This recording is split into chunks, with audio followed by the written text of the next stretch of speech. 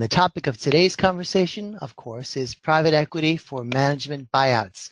Private equity, the very term evokes admiration, envy, and in the hearts of many public company CEOs, well, a lot of fear. Chris has 33 years in the space and has been CEO of 4 different billion-dollar plus banks in his career. And today he's going to talk to you about how a buyout works, how organizations like his can assist, and lots of other interesting things. And this is all a part of our daily commitment here at ExecuNet to connect you with trusted advisors like Chris, who can help you create the transformative results you want in your career, the world of work, and your own well-being. All right, Chris, next question. As an executive or officer in a company, what is the best way to approach existing ownership about a potential purchase without risking your current position? That's an interesting question. That's a great question. And it's a soft question, right? Meaning that it depends on the personality of the owner sometimes. I can tell you that over my career, I have, dealt with owners that were very approachable, and you could always talk to them about those things, whether you were an outsider at a commercial bank, or you were the CFO, or you were managing a significant division for them. And then I've had other ones that I had known for more than a decade, and they were 70-something years old, and I asked the question, hey, I'm not going to say his name, but, hey, so-and-so, have you thought about what you're going to do with your company? And he was tremendously offended. So a part of it is knowing your audience, just like anything else, right?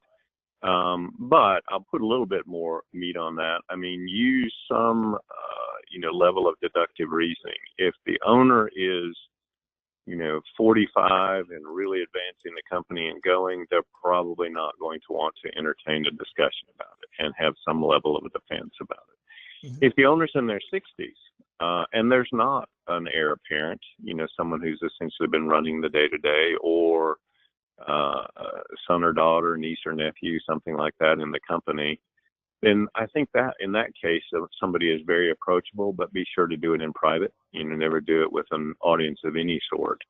And be sure to kind of have some things lined up potentially before you do, not full funding, of course, but, have an idea of what a transaction would look like, so that you will have a high degree of credibility as you talk to somebody. Good advice. Chris, what is the general due diligence period? In the old days, it was 3 months. It was kind of a standard thing. And again, it depends on the industry. But what you're seeing now is that these private equity firms have teams that do this, or they have a standing group that they outsource a portion to. So, a more typical time period is slicing about 30 days off of that for the type firms we deal with, so around 60. But that's real due diligence. That's not the initial phase of sort of getting to know the company financially. That is actually, once a letter of intent is in place, once a deal has essentially been struck, and it's time to go on site and look at company records and meet with, large customers and things like that. Okay. I don't think we talked earlier about what is being defined here as the exit strategy. So the question is, what is the exit strategy and timeline for the private equity firm exit? Yeah, usually it's the key question. Most firms like to turn their money, is the phrase they use, every 3 to 5 years. Now, there's no magic to that. They'll look at, a company that they've only owned for a year that's for some reason has received a fantastic offer. They might come to management and say, we don't think that we'll replicate an offer like this, for some time. Similarly, they may be in a growth mode with a company and hold the company 7, 8, 9 years.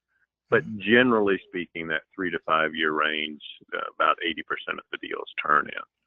Okay. And keep in mind, we didn't really cover this, in addition to, sort of lifestyle drivers and things like that for people wanting to operate a company in their segment. The other thing that you have to keep in mind is that, you're going to receive a compensation package if you're in the C-suite of a private equity held company that includes both salary, bonus structure, some sort of initial equity, and then an ongoing equity piece that may be as simple as options or restricted shares of some sort, or a combination of options and cash flow or deferred income. That is part of structuring a deal, is getting that put together.